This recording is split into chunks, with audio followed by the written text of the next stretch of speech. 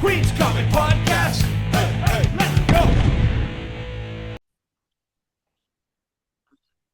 What's up, folks? This is the Queen's Comic Podcast. I'm Billy Bombs. I'm Ian, and we are very inconsistent in our scheduling lately. It's because I haven't stopped working in weeks. This past weekend, before I go into detail, I collect these books called Epic Collections. Yep. Every week, I fix them up. I am 5 weeks behind moving them around so they fit in there. That's how long it's been since I've done anything, Yeah. dude. You've I been a am busy guy. beat. Even getting you to go for Yeah, dinner has been challenging. yeah. Well, dude, I'm happy when I see you guys. I just showed up one time. You're like, "Oh crap, you came." I was like, "Yeah." I was like, Yeah. "Screw it, let's do it." And then I went back to work. Like I've been dealing with a lot of stupid people, and it's heating season, so I'm a super. So it's a lot of stuff. Yeah. Um, what was the first show we did that we haven't seen each other? What? What's the first show we haven't done in a while? We haven't talked about. The first show we haven't talked about? You mean since we last recorded? Yeah, I set up at the Bronx show. let's talk about that. Let me know how was that. The Bronx show was good. I didn't really know what to expect because it was the first time doing it. Our friends, JC, Lone Wolf Comics, and Streets at Anthony's, they were the guys running it. Um, it was very well attended. I will give them Do credit for that. people love both those guys? Yep. So they're good guys to Yeah. do shows with. I am going to set up with you at the next one. We're getting two tables so I can hang out all day It'll be fun. instead of just being at work. Yep. Because they want to do it every few months. It's going to be a great show. They want to do it quarterly, I understand. I think it'll be the same venue next time. It's a pretty good space. There's a parking lot, which is nice. Bit Oh of a yeah. line to get in and out of the elevator because it was on the second floor, but I mean, 5 minute wait, not like an hour wait, not a big deal. I just brought old stock to clear out because I was like, I don't know what the attendance is going to be like on this first time show. I'm not going to bring bigger books. But so I just brought older stuff, blew it out at half price, made a few bucks, bought a few books, nothing crazy, because I was behind my table most of the day because I was by myself. So our friend Carl was set up across from me, so that was cool. Had some company. He did well. It was good. Very cool. He told me some great stuff. A good time. And then I didn't see the guys because I just could not travel to the Bronx that day. Right. I was too beat up. Like once I start putting on boilers and having to deal with them, I'm done. Yeah, sure. Physically. So next year we'll plan much better. No, next year. I mean next show in like quarterly. I'm gonna be there. Yeah, I think it's Um, going to be March. that'd be fantastic. I'm gonna Yeah. look at the schedule because we're moving the Queen's Comic Party to the third Saturday of every month from January because some other dudes who do the third weekend of the month told me I shouldn't. So now I'm gonna do it because I'm really tired of everybody. We don't leave Brooklyn and Queens. Our only show that we support on Long Island is the Hot Flips Babylon show. Yeah, you were out And there don't get 2 me wrong, weeks ago, right? it was so much fun. I love doing that show because there's a lot of dudes to hang out with, a lot of regulars. That show's always growing, but also it's just how do I say this? If I can go outside and get a cup of coffee, I feel comfortable. Right. And that's a town. That's a town. It's not just off the highway. No, it's You know it's what a I mean? good Because I've done a lot of shows. it's a good location. There's stuff nearby. I wish it wasn't an hour and a half, 2 hour drive for me to get there, but that's Yeah, not the because it's in show's a fault. township. We talked about Chiller. No. Yeah, the week before the weekend I was exhausted from Chiller. I was away with Hot Flips working their booths at Mhm. Chill Out and then doing Chiller. Yeah, we are really behind. I saw Gene Simmons, really tall, really nice. I got to talk to I got to talk to a couple of wrestlers and I had a fun with them. I took a photo with Alec Baldwin. Yeah. Um, I took a photo with Kane, the wrestler, who sat in one of my chairs, who's another hugger and a kisser. Did not realize that. That was very cool. My best friend is this guy Abe, and I wanted Scott Steiner to do a video of like, hey, happy birthday, and he said depending on the minutes, it starts at $300. I was like, I am okay, Right. but then from the distance, because I was working the show, I heard Jimmy Hart, the Mouth of the South, Hulk Hogan's manager, Jerry Sure. Lawler's manager, one of the best guys, Yep. one of the best dudes. Oh, baby, I'll do it for you. Don't worry, you're working here. And I say it's all right. And he saw me crying and laughing so hard because he had a great line. He had a great setup. all the Chill Out was a great show. I liked that one a lot. Um, I had fun with the volunteers. Uh, Only thing is though, like the fire department was there to like direct everybody to go, but they were cool. Yeah. They were nice. Gene Simmons gave them all free autographs, free photos, all that stuff. Oh, that's nice. Um, yeah, yeah, he was very much like but he's a guy who stays till the end, which I learned after this past weekend working is fantastic. Nobody does that. Right. Um, Alec Baldwin was another guy who hung out. I didn't get a chance to meet Dennis Rodman, but he was cool too. Everybody told me. My mom said, "I can't believe the Worm's there," and I was like, "Of all people, know his nickname's the Worm is my mother." You know, that was a good show. All the wrestlers were cool. Then I went to Chiller across the street to meet Randy Quaid, but like I missed him by a few minutes because he was already tired. But I got to see Chuck Zito. I got to see Night of the Living Dead. I bought a lot of pumpkins. I bought a lot of pumpkins. Just remember, I got to put those pumpkins somewhere. I bought a Batman pumpkin, like the candy pumpkin, the candy Yeah. head, Yeah.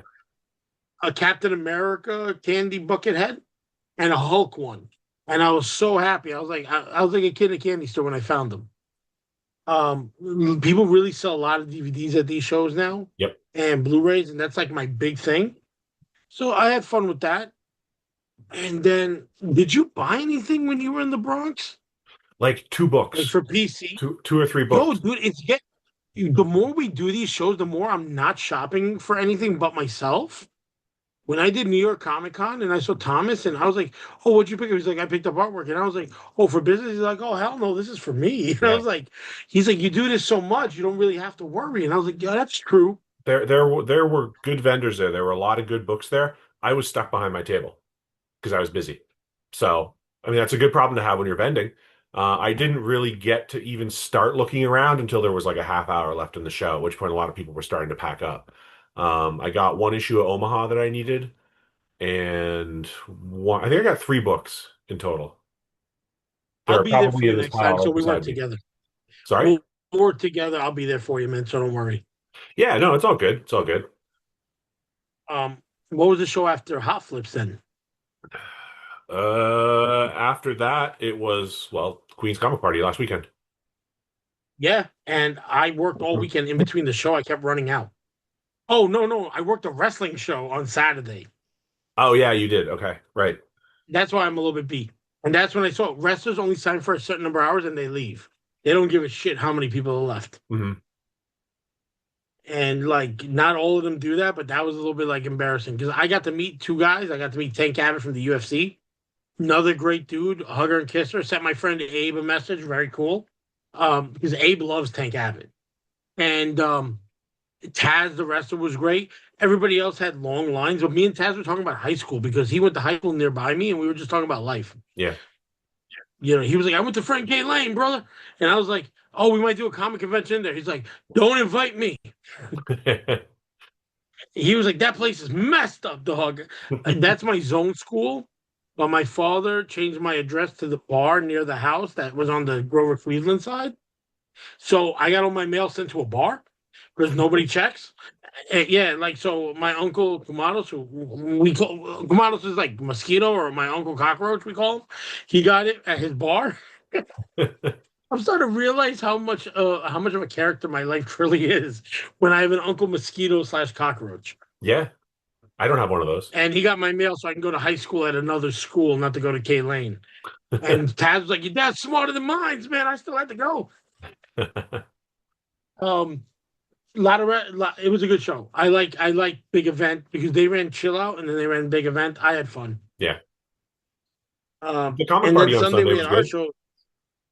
Dude, that was fantastic, man. I was scared to death. I didn't want to tell nobody because I I was never too. been to the Alewife Brewing. I And those guys were super gentlemen, man. And they were the best people we met in a long time, man. there were no real problems as far as I could see. I couldn't even lie to you if there was a problem. Yeah. Because like everything went well. Even if I screwed up something, it went okay. You know what I mean? Like, because everybody works together on our shows. It's not about like really, we don't do things for money, man. I realize that like maybe that's something wrong with me about it, but we really don't give a shit. No, I So feel I like gotta like yeah, we got a nice amount of food donated, I think, and that was the most important part. my car dropped from the weight. Yeah, I believe it. I had 20 full bags of food, like those big Yankee bags everybody got from I Me? guess Food Bazaar was selling, like giving them out or whatever. Oh, I brought you a big bag full of those. No, but people kept bringing them. Oh, good. Yeah, so I still have bags. I gave it to the Ridgewood Commons, who gives out food every Monday and Hmm. every Wednesday. The guy was like, "Yo, dude, you have no idea how much we need this." He goes, "This is dry goods. Yeah, This is canned goods. Yeah, I can hold on to this and fill in when I don't have enough to give people. good. You have no idea how much people give us produce, and we have nothing else to give people." Yeah. And I was like, "Yo, you got it, man." And thank you to Vanessa from Tiny Art Supply who helped me get involved with them, who's become like a really good friend out of nowhere. Like her and all the volunteers who introduced me to each other. So I have a place to be at now. So when like we're gonna talk about this before the end about like the month of November and like men's health. But like really, I got lucky with all of them cats, and the food was amazing. Every single person brought stuff. People chipped in and bought stuff. So if they didn't have that, they chipped in for this. Hmm. It was great. I loved it. I am so grateful for everybody who came out. Every single dude. I'm getting a little emotional. My bad, but like our food drives are always good, and I thank God for all the people that come Yeah. because every single person is a good person, and comic books rub off on people in such a good way. I know a lot of dudes bought their comics. A lot of dudes picked up a lot of stuff. And next month we're getting ready for the United States Marines to do Toys for Tots Hmm. because right now, like what we're going through as a country is really wild. And like I may be a crazy person when I'm about to say a lot of stuff, but holy crap, you know. And I know you did well selling some books. I didn't get a chance to buy a single comic. I didn't buy a single comic either. I could not leave because so many people kept coming in. The Yeah. Pokemon people had a good time. All the artists who came had a good time because we got local artists that really just needed to sell some artwork, and they weren't doing so well. So I was like, "Yo, come on down. You'll be Right. good." You know. It was also cool. Like one of the Next. things, Sunnyside is very community based, and Oh hell yeah. everybody knows everybody. And my wife put out the word because she used to teach there, so she knows a lot of families in that neighborhood. And so we had some people come through Yeah. just to drop off food who weren't even interested in comics. They just wanted to drop off some food and help out.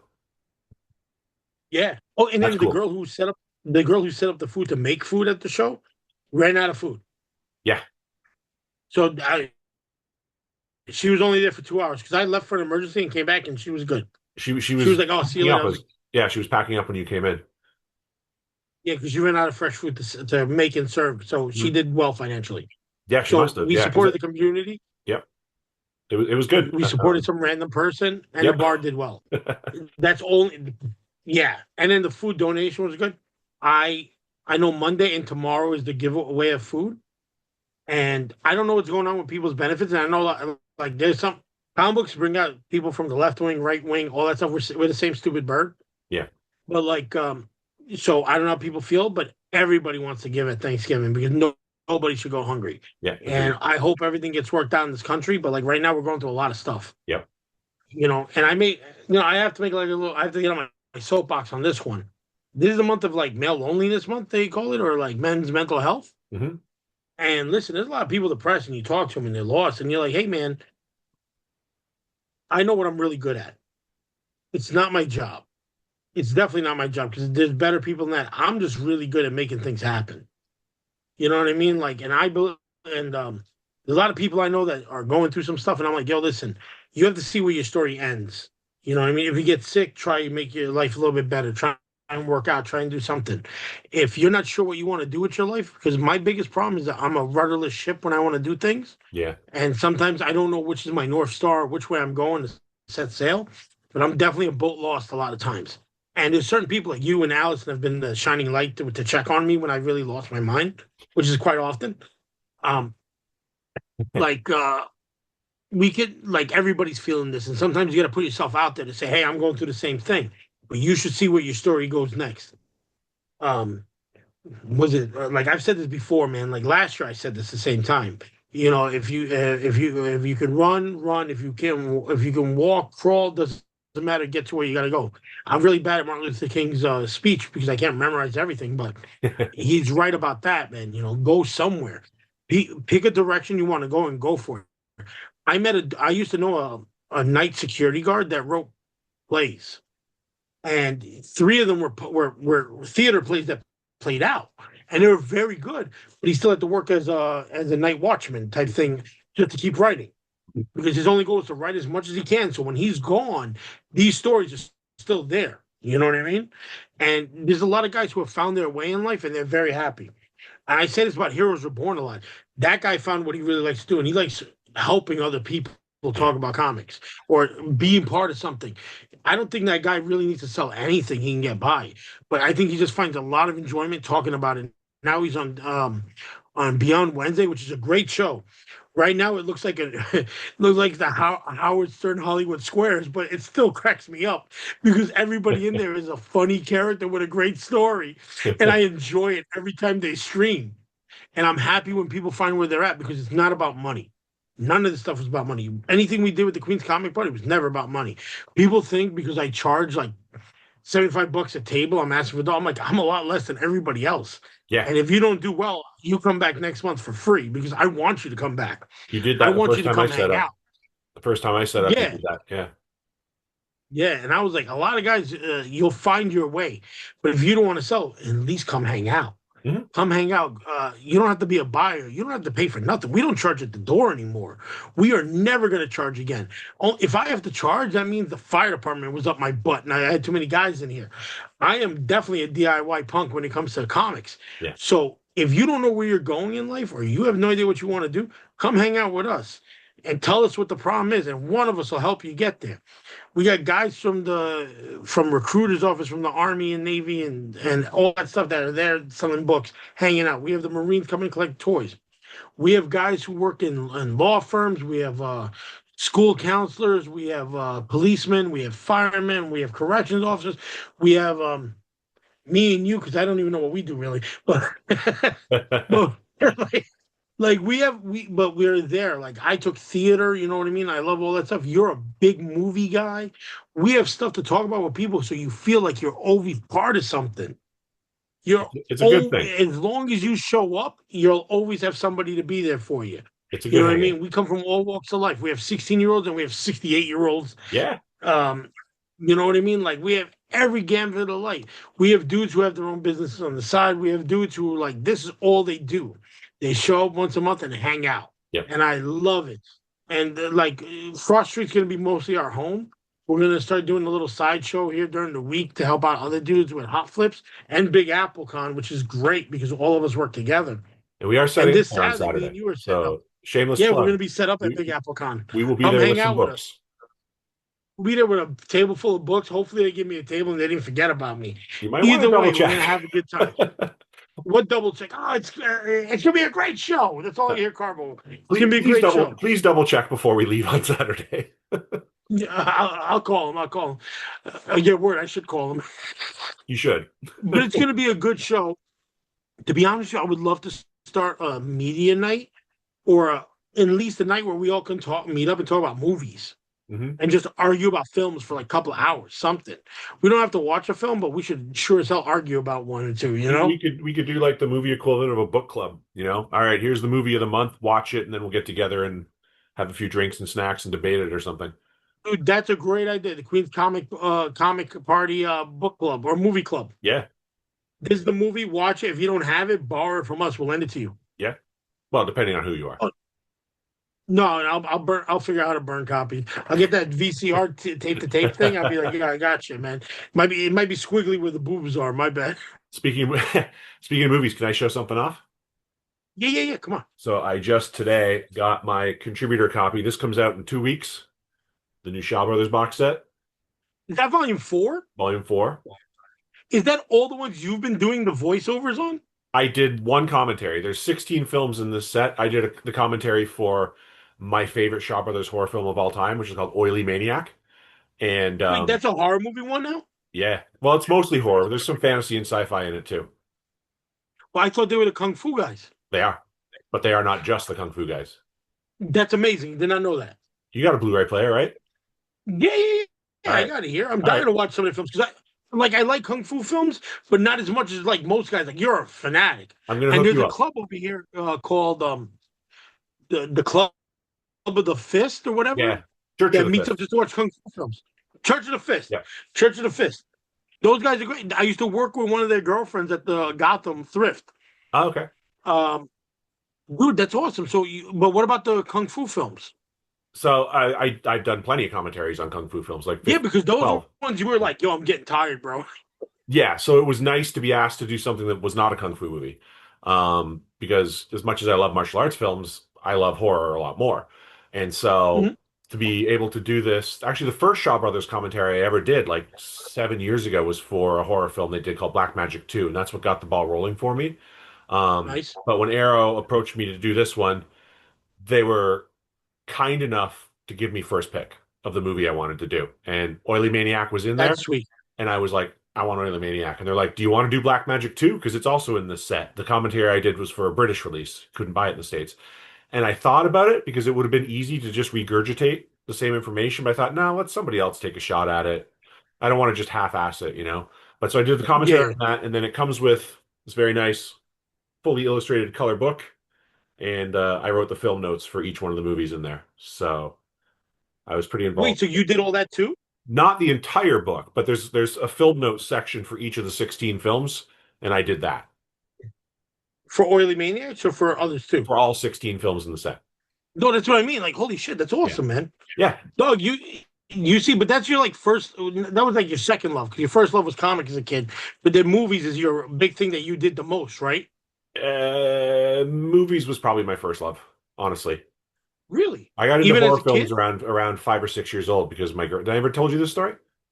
No. My grandfather, who was a minister, believe it or not, he was watching me one afternoon and he was like, do you want to watch a movie? And I was like, yeah, okay. And he put on The Fly with Vincent Price. And I was like, isn't that a scary movie? And he said, yeah, but it's not real. Nothing in this movie can hurt you. And that's stuck in my head. So that's why I can watch pretty much anything as long as I know it's fake. I'll cry on the news if there's a mass shooting. I'm not desensitized to violence or anything, but I can watch any of the craziest stuff you could throw at me if I know it's not real. But I got into films really early because of my grandfather and my dad. They were both a big That's influence on me awesome. there. I didn't get into comic books until I was 8. All right, fair. Yeah. For me, it was both at the same time. Hmm. I had a cousin Ramsey introduced me to Shang-Chi and Master of Kung Fu, and he was fighting all these octopus men, Yeah, like with heads. So I have a graded copy of that book. It's so bad, it's good. that's awesome. But then when I went to go look for comics, Ace's Video was around the corner from my house in Astoria on 23rd Avenue and 35th Street, across the street from Hal, Chris, and Charlie's sandwich shop. Because that's where I was as a kid. And before I discovered Silver Age in '89. So I was like 4 or 5, let's say. And he was like, you want to find, he goes, I sell comics 5 for $1. And I bought Emerald Dawn, number 1, 2, 3, 4, 5. Hmm. Justice League, Avengers, some of the worst books you ever seen in your life. I didn't know what the X-Men were because people would buy them shits in a heartbeat. Yeah. You know what I mean? But the movie he gave me, the first movie I ever owned, the first movie I ever owned was when he gave me, but I rented it first, was The Guyver. Because he was like, you'll like this because the guy from Star Wars was Mark Hamill. Which movie was it? You cut The out. Guyver. Oh yeah, okay. The Guyver. Yep. Yeah, yeah. And then I got the anime years later. But then he gave me a movie that really changed my life because what happened was there's a show called The Power Rangers was on at the time. Sure. And I wasn't into it because I was turning 10 at the time. And it was in 94, 95, whatever. This is before we moved because I lived in Astoria from 88 to 94. And Power Rangers was coming around that time. And they had all these kaiju. But because my school was getting removed for asbestos, we went to another school, so we were the afternoon classes. So I had no parental supervision because my mother worked as a cleaning lady at night. So I would go to the video store. My brother would go play with, my dad would keep an eye on my brother because my brother was a wildcat. And he gave me a movie called Toxic Avenger. Oh yeah, there you go. And I have never looked back at what I'm into again. Hmm. Power Rangers could do nothing for watching this because I was like, holy shit, there was boobs, there Yeah, was death, and there was like machine guns and warfare. I was like, yeah, this is what's up. I remember So renting that's what got me into all that stuff. the media releasing VHS tape with my friends for a sleepover. at my buddy Sean's house. I think we were 10 or 11 years old because that wouldn't that come out 84, I think. Yeah, yeah. Something like that. We'd have been 11 or 12 maybe. That was I didn't know what trauma was. That was my introduction to it. And yeah, it was a game changer for sure. Yeah, but then all the other ones just sucked. Like Um, I love Trauma, but like Romeo and Juliet was ridiculous. I liked Romeo and Sergeant Juliet. Kabuki Man. No, no, but when you're 10 and you're expecting some like Sergeant Kabuki Man of the NYPD, I was Yeah. like, what am I watching? You know? And then later on becoming an adult, being friends with all the people involved in these films. Hmm. Like a lot of the punk rockers were the extras in Romeo and Juliet. You know, our friend My Dan has been in a couple of trauma movies. which Dan? Dan that you know, I know Dan a lot of Truman. Dans. He's been in the Dan who was there on Sunday. You've had dinner Oh, with. he's been in a bunch of them? He's been in a couple. Has he been naked in a couple of them? No. Oh, that was the only reason I wouldn't do any of the films. They were like, you got to take off your clothes. I was like, no, Right. no, no, no, no. I was like, yeah, I love you, Lloyd, but yeah, my pickle stays hidden. Yep. I ain't doing it No. That's because probably all, the best. all the women I was friends with did Class of Nukem High 2 or the Uh-huh. Return to Class of Nukem High, and they're all the naked chicks in the shower, Yeah. you know. And don't get me wrong, I've seen all those boobs from all the years of growing up with them, but like seeing them on TV getting melted cracked me up because they Hmm. were like, unfortunately, one of our friends passed away from there, but like, that's why you got to enjoy life, man. And I love that. And there's a guy named Doug Sackman, I think was his last name, Yeah. who did the Sergeant Kabuki Man in person. He would like dress up as him, Yeah. and I knew him, but I knew him from like a lot of adult stuff too, so it's just I, kind of weird. I knew him too. He was a good guy. Yeah, he's a great dude. All them cats from all that time was really good. But you see comics, movies, all this stuff, and now there's a new one with the one guy I really don't like. What's his name? The Game of Thrones dude. Peter Dinklage. I'm not a fan. I haven't seen it yet. I'll reserve judgment until I see it. But we've been talking for half an hour. I'm not showing off any comics yet. We All got right, to show give off the some people what comics. You we got to don't give the know people what they anybody. want. We got to give the people what they want. I'm going to start with a story. So Tuesday of last week, my wife and I were both off work. We went to the Met. The Met kicks ass, by the way. I'd never been. Um, Afterwards, Forbidden Planet had Paul Pope. He was doing a signing, and What so for THB, right? yeah, because THB finally got reissued in trade paperback form. So we went there for the Paul Pope signing, and I picked up THB, which was pretty cool. And I had him sign it.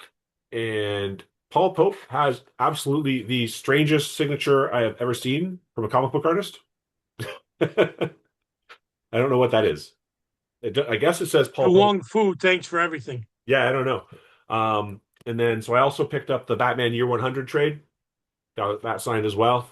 That signature's a little more legible, but still kind of That's crazy. cool, man. Yeah. I have one thing signed by him, but I haven't met him yet. He was a very nice guy, very friendly, um, on his own planet, which you kind of expect.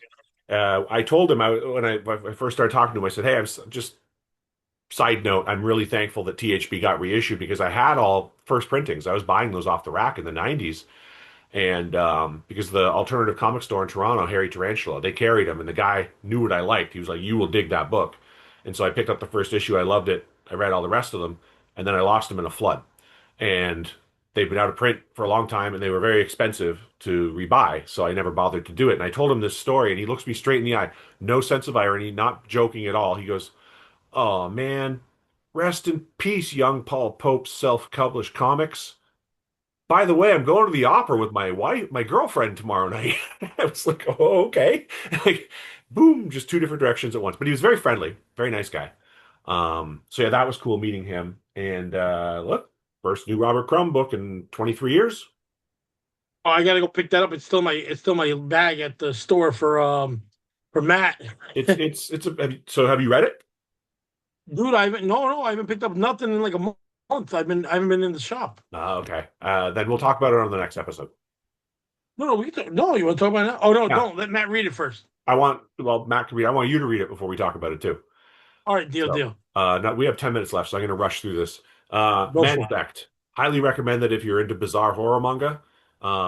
It's about a man who turns into an insect. I'll leave it at that. I won't spoil it. The artwork is killer. It has a very Cronenberg body horror feel to it. It's also got a very twisted, dark sense of humor. I love this. I picked it up at Desert Island, and it was worth every penny. A couple of weeks ago, Matt and I drove to Connecticut to hit Brickhouse Comics, who used to be a great space to get deals. Now they put everything out at half price, but they're absolutely marking up. I'll call them out. They're marking up the prices on stuff. So you're not always getting deals, but he has stuff that you just don't find anywhere else. His selection is fantastic. So even if you're not necessarily getting a screaming deal, you're finding stuff you're not going to find in other stores. One of which was a signed copy of Death Dealer, autographed by Simon Bisley, That's fantastic. with a cool COA. Ooh, that's a great COA. Yeah, I was happy to grab that. There's a few other books in here. These are not in order. I picked up this issue of Stain #1, which is published by Tim Tyler about 10 years ago. That's a great Tim Vigil cover on the front. Has a cool That's dope. Frankenstein story inside. Got a few issues of Cave Woman. These came from Gotham's Whatnot show. I got them at a killer price. The artwork is gorgeous.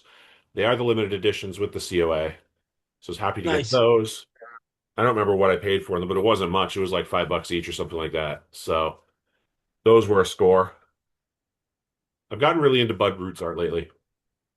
I think I'm Dude, it's officially cool in to find all shit. I'm in the dirty old man phase of my life. Some more new books. Aliens versus Captain America #1. That's cool. Better than I thought it would be. I will say it's a good start. Predator Kills Marvel Universe #3. Cruel Universe, latest issue. Oh, And that one is definitely got to pick up. it's good, yeah. And the second issue, Orphan and the Five Beasts, Volume 2. I'm waiting for the trade. I love his artwork. I can't help it. Yeah, his artwork's great. What else is in this pile here? It's a big pile. Razor #3 with a Jim Ballant cover. I needed that one. Nice.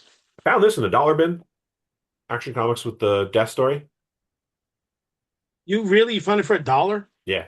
I'm sorry, two. It's It the was first $2. appearance of, huh? It was $2. It's the first appearance of Death in DC. It's the first cover appearance of Death. The Captain Atom appearance predates it. It doesn't matter. I paid $100 for it, and I had to have it returned because it was covered in mold. Ooh. I have a new copy, but like Okay. yeah, That was actually the story with her talking to Lex Luthor. Yeah. Good stuff. This is a book, an obscure book. I paid up for it because it's the only time I've seen it. So I found issue 1 of LA Raptor in the dollar bin at Midtown like 5 years ago. I've never seen issue 2. I found it at Brickhouse and I did pay $15 for it. Oh wow. But it finished the run. There's only 2 issues. Absolute Batman Annual #1. I don't know if we need to go over this. Everybody else on the planet has covered it, but it's great. Yeah. Yeah. Issue 5 Death of Silver Surfer. Pretty good series. I liked it. They landed the ending. Nice. This also came from Brickhouse. This is Avatar Illustrated #1, which has not only a great Tim Vigil story, but it is the first printed appearance of the Goon. No. Yes, there's a promo in there for the Goon. Oh, all right. Yeah. You're killing me, dog. You know how much Goon stuff I have? It's an expensive book. I love the Goon. I need to get the Goon tattooed on me. Strategically cover the bum on the cover. This is Dark Utopia #7. It's a series of art books that Tim Vigil he didn't self-publish it. He published it through a small imprint called Broken Halos. I've never seen this in the flesh before, so I grabbed it. It was the last one I needed, so I finished that run. Speaking of Very things cool. I have not seen before, this is a special promo ash can that Joe Linsner did the cover for. Gorgeous cover on that. That's very cool. Yep. Some cheap dollar bin pickups from Midtown. So for whatever reason, they had a few of the variants for Uncle Scrooge and the Infinity Dime. So I got the painted Gabrielle Dell'Otto cover. This was on 50-cent day, so these are 50 cents a piece. I'm jealous. I love Gabriel Dell'Otto. It's a great cover. I got the weird ass Frank Miller cover. Was that Frank Miller? Yeah. It's so bad. It's pretty bad. And then this is a McNiven foil variant for 50 cents That's a cool. piece. Steve McNiven is great. Yeah, for 50 cents a piece, I was like, yeah, all right. A few more new books that I'm just going to go through really quickly. The Hello Darkness Halloween special. Very cool. Latest issue of Creep Show. Very cool. Predator Black, White, and Blood #4. Very cool. Absolute Wonder Woman is still kicking ass. Absolutely. And, the Invisible Man issue 3. I'm digging this. Invisible Man's pretty good. I heard nothing but good things about Invisible Man. Yeah, it's good. And then couple more things. Our friend Justin opened up a store in Bay Ridge. I went out there a couple of weeks ago, New York Comics, and I dropped a little bit of money on a crime I had a suspense. feeling you're the one who bought one of the books off the wall because he was like, he's like, yo, your buddy bought something big. I was like, ooh, what? Yeah, crime suspense stories number 28. And then, another random pickup I got a while ago. House of Terror 3D special from 1950. So cool. Yeah, with the glasses, surprisingly enough. Yeah, it worked. Yeah. That's wild. Yeah. And for $2, the Wallywood Thunder Agents book. Yeah, but what a great cover. Yeah. Thunder Agents is fun. I mean, it's stupid. It's dumb as a bag of rocks, but it's fun. And then I pulled this out of a dollar bin as well. It's not worth what it was. Well, I remember everybody going nuts for that book, and I'm happy to have a copy too. Yeah. Yeah. So that's my pile. I have nothing. I bought a trade paperback of from Justin's store. I bought the little Batman book, probably of whatever. Those DC Digest, and I got the cans from Godzilla today. Oh, I still haven't found those in my neighborhood. I got you a Godzilla one, but I found it's only in 24 ounce at 7-Eleven, Mothra, Mechagodzilla, and then King Ghidorah. Are they 7-Eleven They're exclusives? huge. No, it's just they're the only ones who sell 24 packs, 24 ounces individually for $3. Yeah. All right. I'll hit 7-Eleven this weekend then. Yeah, there's probably one by the venue. So I have two sets of just them. I couldn't find a Godzilla that size. My Godzilla's a 12 ounce. Okay. I'll give you one of those. So if you don't find the other ones, Yeah, that'd be awesome. Yeah, I'll bring it to you this weekend. But you're gonna see how big of a difference the drawing is. Yeah, yeah. Anyway, we should wrap this up. Come see us at Big Apple on Saturday. See a Big Apple this Saturday. I'll double check we have a booth. Make sure. And there'll be me. Yeah. And then if not, we'll see you at the next comic party. Well, we'll be there. If we don't have a booth, we'll walk the show. Yeah, but I want to have a booth because I have a lot of stuff I want people to pick up. I want people to see all the weird shit. Brian Polito's going to be there. Yep. Aaron Cooper's going to be there. Or is it Peter Cooper? Larry Wells. Oh, really? He's coming back? Larry Wells is coming back. Jim Steranko. I think Jim Starlin is there as well. He's really packing it on. I like it. Either way, I'm meeting the guy from World War III Illustrated, and I'm going to meet the guy from Evil Ernie. Yep. I'm happy as hell. We'll see you Saturday, folks. I'm Billy Bombs. And I'm Ian. We're the Queen's Comic Podcast. See you next time. Bye. Queen's Comic Podcast.